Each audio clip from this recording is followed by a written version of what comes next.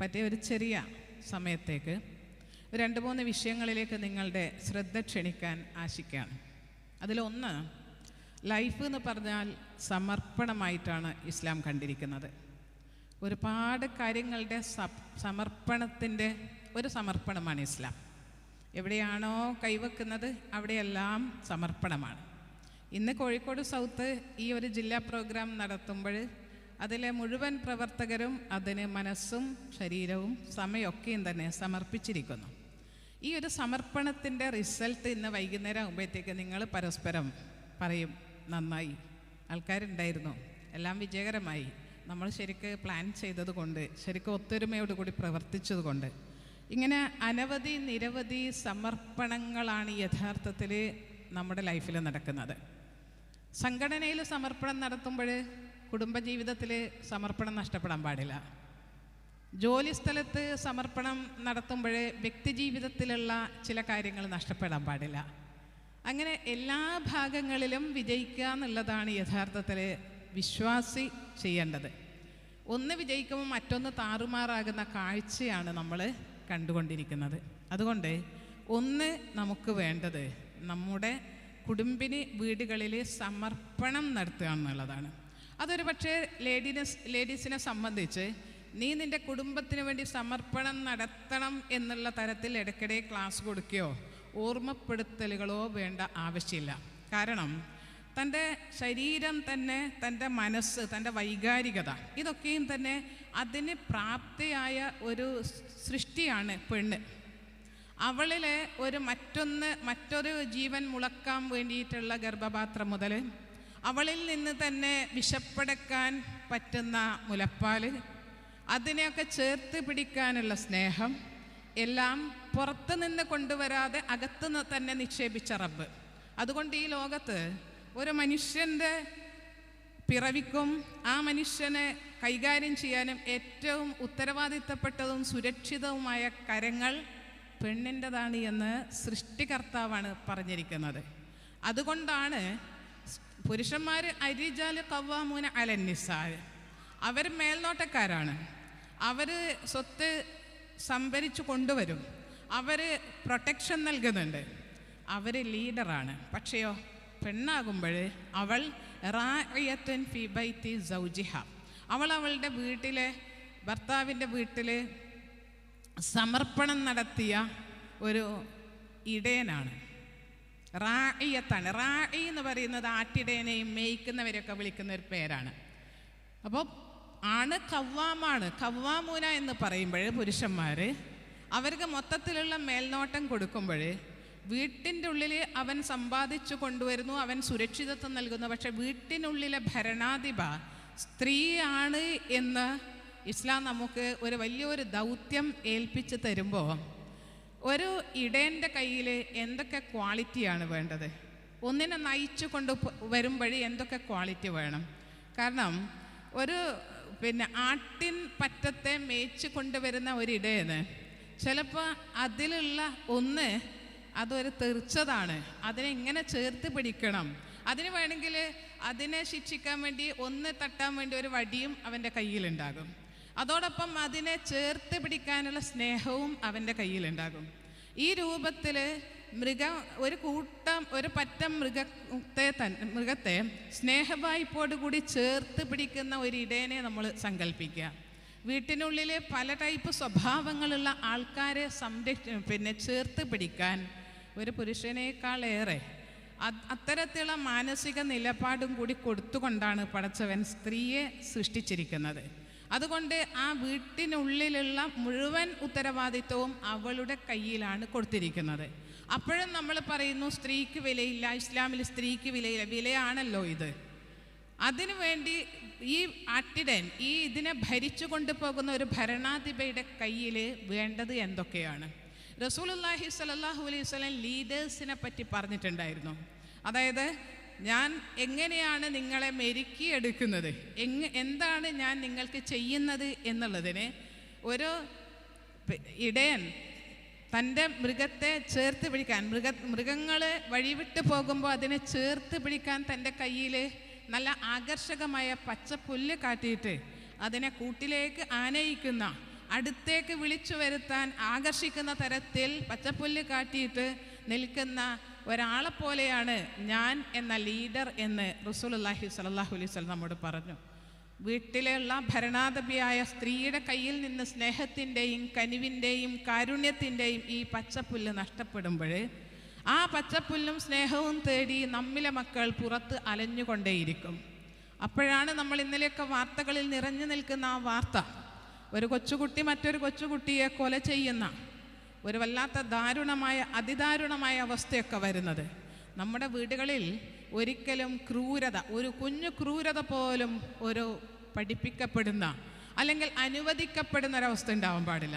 ഒരു ചെറിയ ക്രൂരത, ഒരു ഉറുമ്പിനെ തൻ്റെ കാല് കൊണ്ട് ഞെരിച്ചു കൊന്ന ഒരു കുഞ്ഞിനോട് ചിരിക്കല്ല വേണ്ട, അതിന് നോവും എന്ന് നമ്മൾ പറഞ്ഞു കൊടുക്കണം.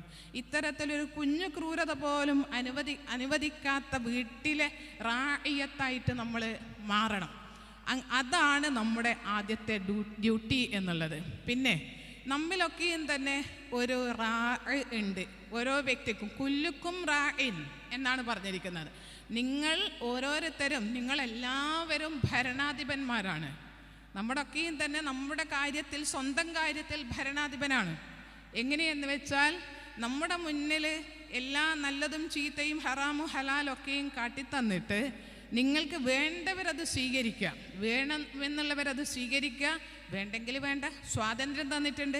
ഇങ്ങനെ സ്വന്തം നഫ്സിനെ, സ്വന്തം ജീവിതത്തെ ഏത് പാതയിലേക്ക് കൊണ്ടുപോകണം എന്ന് തീരുമാനിക്കാനുള്ള സ്വന്തം ജീവിതത്തിൻ്റെ ലീഡറാക്കിയിട്ട് ആദ്യം നമ്മൾ മാറ്റിയിട്ടുണ്ട് എന്നുള്ളതാണ്. അതുകൊണ്ടാണ് ഓരോരുത്തർക്കും അവരുടെ നഫ്സിൻ്റെ മേലെ ലീഡർഷിപ്പ് ഉള്ളത് കൊണ്ടാണ് മറ്റൊരാൾക്ക് അയാളെ പോയി നന്നാക്കാൻ പറ്റാതെ. വഴി കാണിച്ചു കൊടുക്കാം, പറഞ്ഞു കൊടുക്കാം, ഒക്കെ ചെയ്യാം. പക്ഷേയോ അയാളെ പോയി നന്നാക്കിയെടുക്കാം എന്ന രൂപത്തിൽ കഴിയാത്തത് ഓരോരുത്തർക്കും അവരുടെ കാര്യത്തിൽ ലീഡർഷിപ്പ് ഉണ്ട് എന്നുള്ളതാണ്. അത് നന്നായി ഉപയോഗിച്ചോ അത് മോശമായിട്ടാണോ ഉപയോഗിക്കുന്നത് എന്ന് വാച്ച് ചെയ്യുന്ന റബ്ബ് അവിടെ ഉണ്ട്. അക്കാര്യത്തിൽ നമ്മൾ ഇടപെടേണ്ടതില്ല. പക്ഷെ നമ്മൾ എന്ത് ചെയ്യുന്നു? ഏത് സമയവും തന്നെ അത് നല്ലതേത് ചീത്തയേത് എന്ന് പറഞ്ഞുകൊണ്ടേയിരിക്കും. അപ്പോൾ വീട്ടിലുള്ള ഈ മേയിച്ചുകൊണ്ടിരിക്കുന്ന ഇടയനായിരിക്കുന്ന ഏറ്റവും വലിയ ഇടയൻ തൻ്റെ താഴേക്കിടയിലുള്ള വളർന്നു വരുന്ന ചെറുതും വലുതുമായ അംഗങ്ങൾക്ക് ഏത് രൂപത്തിലാണ് സ്വന്തം കാര്യത്തിൽ തീരുമാനിക്കേണ്ടത്, നിന്റെ കാര്യത്തിൽ നിനക്കാണ് സ്വാതന്ത്ര്യം, നീയാണ് തീരുമാനമെടുക്കേണ്ടത്. ഞാൻ പറഞ്ഞു തന്നാലും നീയാണ് തീരുമാനം എടുക്കേണ്ടത്. പുറത്തു പോയി കൂട്ടുകെട്ടിലും കൂട്ടുകാരുടെ ഇടയിലും നിന്റെ കാര്യത്തിൽ നിനക്ക് ശ്രദ്ധ വേണം, നീയാണ് തീരുമാനമെടുക്കേണ്ടത്. കാരണം നിന്റെ ലൈഫിൻ്റെ ലീഡർ യഥാർത്ഥത്തിൽ നീ തന്നെയാണ്. ഈ രൂപത്തിൽ വീട്ടിൽ ഇങ്ങനെയുള്ളൊരു സ്വാതന്ത്ര്യം നമ്മൾ ഉണ്ടാക്കണം. അതിന് ഇത്തരത്തിലുള്ള റാഇയത്തായിട്ടുള്ള കുടുംബിനികളെ സംബന്ധിച്ച്, സ്ത്രീകളെ സംബന്ധിച്ച് അവർക്ക് നല്ല അറിവ് വേണം, കഴിവ് വേണം, ദീർഘവീക്ഷണം വേണം, തൻ്റെ ഇടം വേണം. കാരണം ഇന്നത്തെ കാലത്ത് മക്കൾക്ക് ശരിക്കും നാം വീടുകളിൽ കൃഷി ചെയ്യേണ്ടത് സത്യസന്ധതയുടെ കൃഷിയാണ്.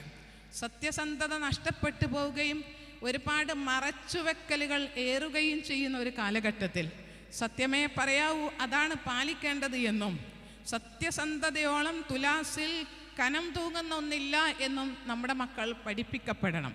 അത്തരത്തിൽ നിരന്തരമായിട്ട് ധാർമ്മികത കൂട്ടിക്കലർത്തിക്കൊണ്ട് ചോറ് കൊടുക്കുന്ന, ധാർമ്മികത കൂട്ടിക്കലർത്തിക്കൊണ്ട് യാത്ര ചെയ്യുന്ന, ഇതൊരു മെയിൻ വിഷയമായിട്ട് മാറുന്ന വീടുകളിൽ സത്യസന്ധത എന്നുള്ളത് അവിടെ നല്ല ജ്വലിച്ചു നിൽക്കും, അവിടെ നന്നായിട്ട് പ്രകാശിച്ചു നിൽക്കും സത്യസന്ധത. അതിനു വേണ്ടിയിട്ടുള്ള ശ്രമം എങ്ങനെയെങ്കിലും ആവട്ടെ എന്നല്ല. ശരിക്കും പറഞ്ഞാൽ ഇത് എല്ലാവരും അവരവരുടേതായ പണിയെടുത്താൽ സുന്ദരമാകില്ലേ ദുനിയാവ്? നമ്മൾ പറയാം, വീട്ടിൽ തന്നെ പറയുന്ന കാര്യമാണ്, ഓരോരുത്തരും അവരെ പണിയെടുത്താൽ പിന്നെ സുന്ദരമാവില്ലേ എന്ന്. ഈ പണി എന്ന് പറയുന്നത് യഥാർത്ഥത്തിൽ ഒരു പണിയാകുന്ന പണിയല്ലത്, ആസ്വദിച്ച് ചെയ്യുന്ന ഒരു പണിയാണ്. നമ്മളെല്ലാവരും ഓരോ സ്ഥലത്ത് നമ്മുടേതായ ഡ്യൂട്ടി നിർവഹിച്ചാൽ നന്നാകുമെന്ന് പറയുമ്പോഴും ഈ പണിക്കൊരു പ്രത്യേകതയുണ്ട്. വൈകുന്നേരം ആകുമ്പോഴത്തേക്കോ മാസാവസാനം ആരെങ്കിലും കൂലിയോ ശമ്പളമോ കൊണ്ടുതരൂല. പക്ഷെ എന്താണ് അതിൻ്റെ ബെനിഫിറ്റ്? ഞാനെന്ന മനുഷ്യൻ ഒരുപാട് സ്വസ്ഥതയോടുകൂടി സുഖത്തോടുകൂടി പോകണമെങ്കിൽ എനിക്കിങ്ങനെ ഒരു ഇടം വേണമെന്ന് നമ്മെക്കാൾ അറിയുന്ന റബ്ബ് പണിതിട്ട ഒരു ഗേഹം. അത് നമുക്കറിയുന്നത് ജോലി സ്ഥലത്ത് പോയാൽ, കൂട്ടുകാരുടെ കൂടെ പോയാൽ, പലതിലേക്കും പെട്ടാൽ, യാത്രയിലായാലെല്ലാം തന്നെ നമുക്ക് നമ്മുടേതായ ഇങ്ങനെ ഒരു സുന്ദരമായ ഇടം വേണം. അവിടെ ഞാൻ എടുക്കുന്നത്, ഉമ്മ എടുക്കുന്നത് പണിയാണ് എന്ന് ഒരു ഉമ്മയും പറഞ്ഞു പോകരുത്. ദൗത്യമാണത്. അതായത് ഒരു ജനറേഷനെ ഇങ്ങനെ വളർത്തിക്കൊണ്ടുവരുന്ന സുന്ദരമായ ഒരു ആർട്ടാണത്. അതിനെ പണിയായിട്ട് നമ്മൾ പറഞ്ഞിട്ട് തരം താണ് പോകാൻ പാടില്ല. നമ്മൾ അത്രയും സുന്ദരമായ സൃഷ്ടിയായിട്ട് അള്ളാഹു പുകഴ്ത്തിയ ഒരു സ്ത്രീ ജന്മം. കാരണം ഇത്തരത്തിൽ വളർത്തുന്ന, ഇത്തരത്തിൽ പരിപാലിക്കുന്ന മാതാക്കളുടെ കാലിനടിയിൽ സ്വർഗമാണ്. അവർ സ്നേഹവും കരുണയും അതോടൊപ്പം എവിടെയും തന്നെ മൂല്യങ്ങൾ ചോരാത്ത രൂപത്തിൽ, എന്ത് ചോർന്നു പോയാലും, എന്തില്ലെങ്കിലും, കുടിക്കാനില്ല, പിന്നെ ഭക്ഷിക്കാനില്ല, ഉടുക്കാനില്ല, താമസിക്കാനോ ഒരിടമില്ല എങ്കിലും മോനെ നമ്മുടെ മൂല്യം ചോർന്നു പോകരുത്, ധാർമ്മിക ചോർന്നു പോകരുത്. അത്തരത്തിൽ വാശിയുള്ള ഒരു ഉമ്മയുടെ മക്കൾ ലോകത്ത് ഏറ്റവും നല്ലതിലേക്ക്, മികച്ച കോണികൾ കയറിപ്പോകുന്ന മികച്ച ഇടങ്ങളിലേക്ക് എത്തുന്നതും ഇന്ന് ദുനിയാവിൽ അവർ കൺകുളിർമയാവുകയും നാളെ നമുക്ക് വീണ്ടും കൺകുളിർമയായിക്കൊണ്ട് ഒന്നിച്ചൊരു സ്വർഗപ്രവേശനം സാധ്യമാവുകയും ചെയ്യും. അതുകൊണ്ട് ഇവിടെ നിന്ന് ഉമ്മമാരെടുക്കുന്നത് വെറും പണിയല്ല, നമുക്ക് മോചനമില്ല എന്ന് പറഞ്ഞുകൊണ്ട് നമുക്കിതിൽ നിന്ന് മോചനമില്ല, എപ്പോഴും പണി തന്നെ എന്ന് പറഞ്ഞ് പണിയായിട്ട് തോന്നുമ്പോഴാണ് പ്രശ്നം.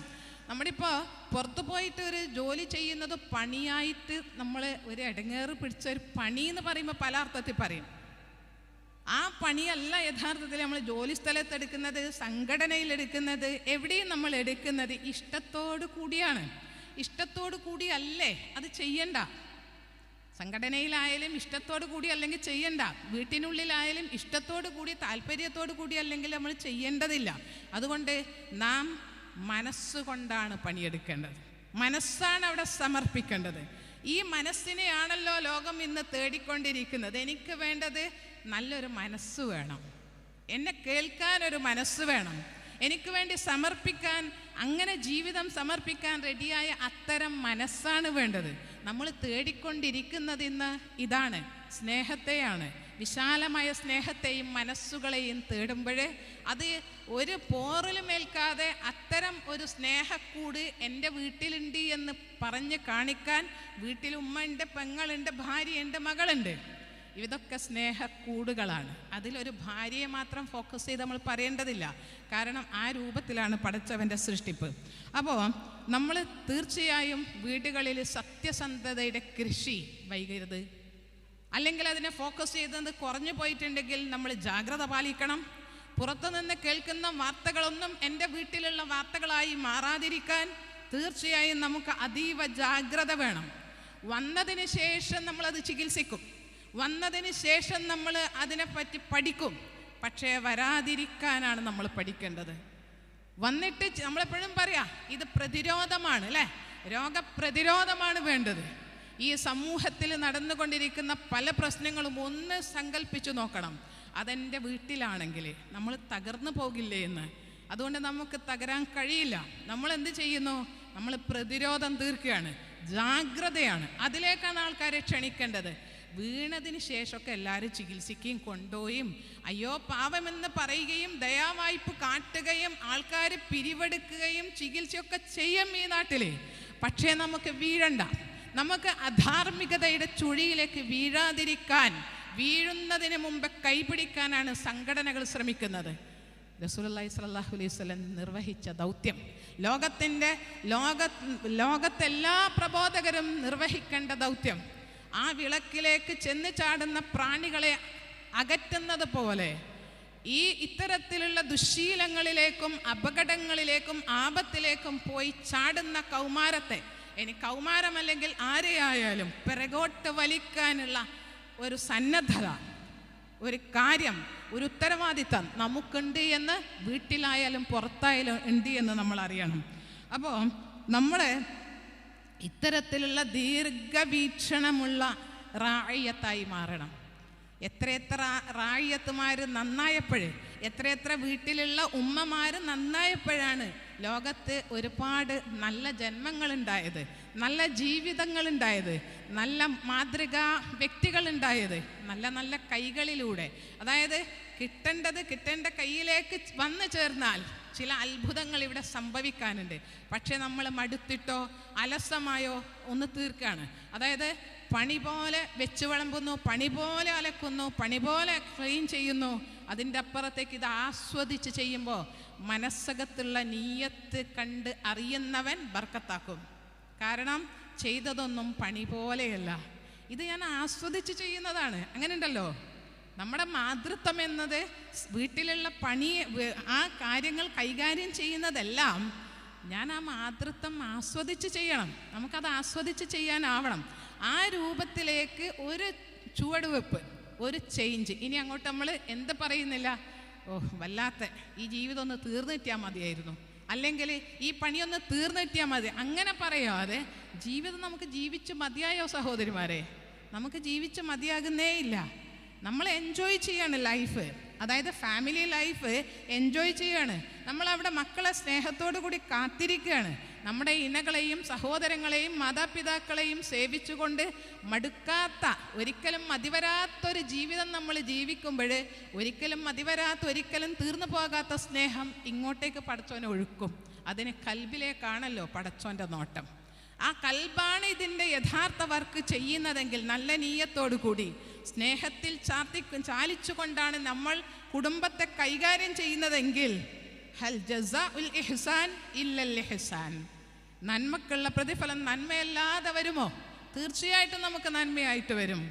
അതിൻ്റെ കൂട്ടത്തിൽ നമ്മുടെ ലൈഫിൽ ചില പരീക്ഷണങ്ങളൊക്കെയും തന്നെ പടച്ചോൻ ആദ്യം പറഞ്ഞു വെച്ചതാണ്. നിന്നെപ്പോഴും ചിരിപ്പിച്ചുകൊണ്ടിരിക്കും, നിന്നെപ്പോഴും സന്തോഷിപ്പിച്ചുകൊണ്ടിരിക്കും, ഒരു പ്രശ്നം ഉണ്ടാവില്ല, ഇങ്ങനെ സ്മൂത്തായിട്ട് പോയിക്കൊണ്ടിരിക്കുന്നു. പടച്ചോൻ വാക്ക് തന്നിട്ടില്ല. ഈ പോകുന്നതിൻ്റെ ഇടയ്ക്ക് ചിരിച്ച ദിവസങ്ങളിൽ എവിടെയോ കരയിപ്പിച്ചിട്ടുണ്ട്, നേടിത്തന്നത് ചിലത് നഷ്ടപ്പെടുത്തിയിട്ടുണ്ട്, ആരോഗ്യത്തിൽ വിലസാൻ കഴിഞ്ഞെടുത്ത് ചിലപ്പോൾ രോഗങ്ങളാൽ ഹോസ്പിറ്റലുകളിൽ തളച്ചിടപ്പെട്ടിട്ടുണ്ട്. അപ്പോഴും അതും ഒരു സ്നേഹവായ്പായിട്ട് നമ്മൾ മനസ്സിലാക്കണം. കാരണം ഇതൊക്കെയും തന്നെ, ഈ പ്രശ്നങ്ങളൊക്കെ റബ്ബിനെ കൂടുതൽ അറിയാൻ, നമ്മളേറ്റവും പ്രിയപ്പെട്ടവരെ കൂടുതൽ അറിയുന്നത് എപ്പോഴാണ്? നമുക്കൊരു പ്രശ്നം വരുമ്പോഴല്ലേ. അതും അറിയണ്ടേ?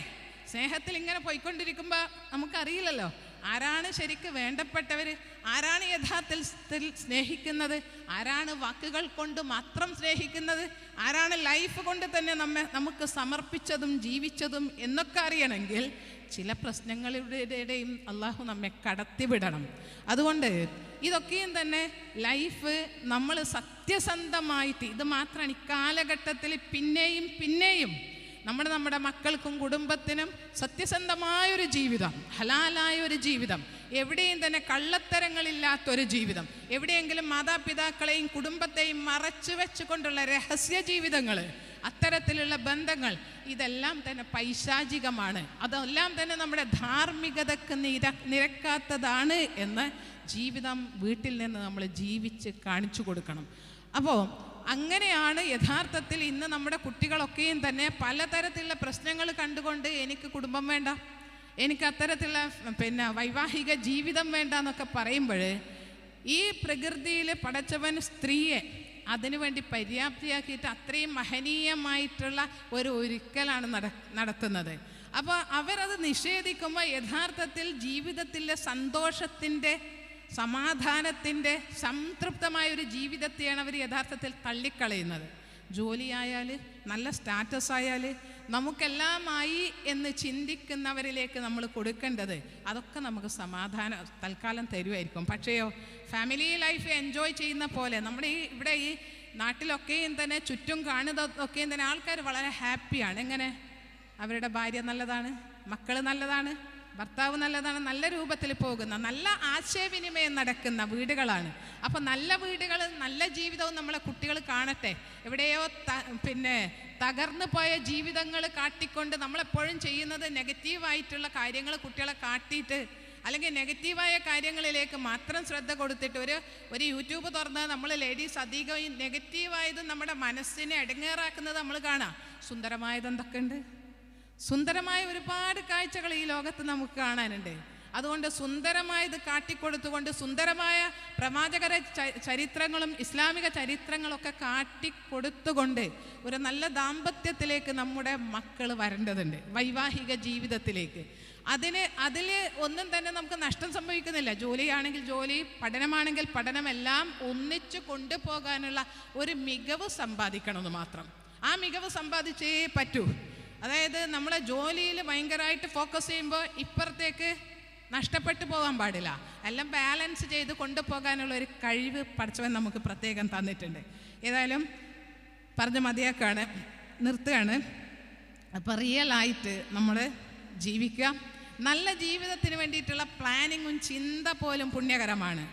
നമ്മുടെ സമർപ്പണമായി തീർക്കുന്ന ജീവിതത്തിൻ്റെ ആ പ്ലാനിങ്ങും ചിന്ത പോലും പടച്ചവൻ്റെ അടുത്ത് പുണ്യകരമാണ് എന്നും, അതുകൊണ്ട് തന്നെ വളരെ റിയലായിട്ട് നല്ലൊരു മനുഷ്യനായിട്ട് അതിൽ കുറേ ആൾക്കാരെ കാണിക്കലുകളും കൂട്ടലുകളും ഇല്ല. നമ്മൾ റിയലായിട്ട് ഇവിടെ ജീവിച്ചു പോയാൽ തന്നെ മതിയാകും. അതിന് ഇത്തരം അറിവുകളും ഉത്ബോധനങ്ങളും ക്ലാസ്സുകളും നമുക്ക് ഉപകരിക്കുമെങ്കിൽ നമ്മുടെ ജീവിതം സമർപ്പണമാക്കി മാറ്റാൻ, പടച്ചവൻ്റെ മുന്നിൽ സമർപ്പണമാക്കി മാറ്റാൻ, അതോടൊപ്പം തന്നെ നല്ലൊരു ഭരണാധിപയാകാൻ, നല്ലൊരു ഇടയനായി തീരാൻ നമ്മിൽ നിന്ന് വരുന്ന മക്കളും ഈ ലോകത്തിന് ഏറ്റവും ഉപകരിക്കുന്ന തരത്തിലുള്ള സന്തതികളായി മാറാൻ അള്ളാഹു ഒരുപാട് അനുഗ്രഹിക്കട്ടെ. അപ്പോൾ നമ്മുടെ ജീവിത യാത്ര എന്നുള്ളത് തീർച്ചയായും വിജയത്തിലേക്കുള്ള യാത്രയാണ്. നമുക്ക് ദുനിയാവും ജയിക്കണം, ആഖിറത്തും ജയിക്കണം. രണ്ട് ലോകവും ജയിക്കാനുള്ള കൃത്യമായ പ്ലാനിങ്ങിലൂടെ നമ്മൾ പോകണം. അള്ളാഹു നമ്മുടെ കൽബകത്ത് ആണ് നോക്കുന്നത്. നീയത്ത് നന്നായാൽ നമ്മുടെ ലൈഫ് ഇൻഷാ അല്ലാഹ് ബർക്കത്താകും. അള്ളാഹു ഒരുപാട് അനുഗ്രഹിക്കട്ടെ. അല്ലാഹുമ്മ റബ്ബന ഹബ് ലനാ മിൻ അസ്വാജിനാ വദുരിയാതിനാ ഖുറത അയ്നിൻ വജഅൽനാ ലിൽ മുത്തഖീന ഇമാമ. ربنا تقبل منا إنك أنت السميع العليم وتب علينا إنك أنت التواب الرحيم آمين برحمتك يا أرحم الراحمين وآخر دعوانا الحمد لله رب العالمين. السلام عليكم ورحمة الله.